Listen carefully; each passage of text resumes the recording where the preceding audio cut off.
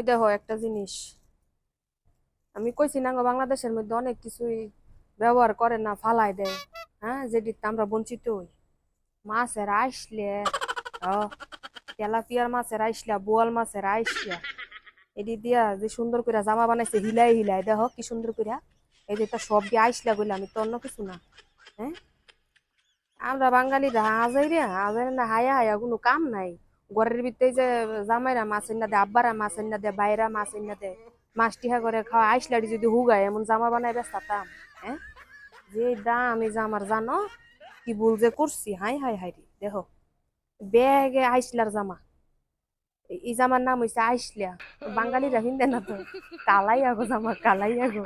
দেখো জামা সিস্টেম দেখছো, এইটা উর্ফের সাইড, পিছাদা হুড়াটা ফুকু, আর এন্দা খালি যে দোকানে ডাইকা থুয়ে দিব শেষ।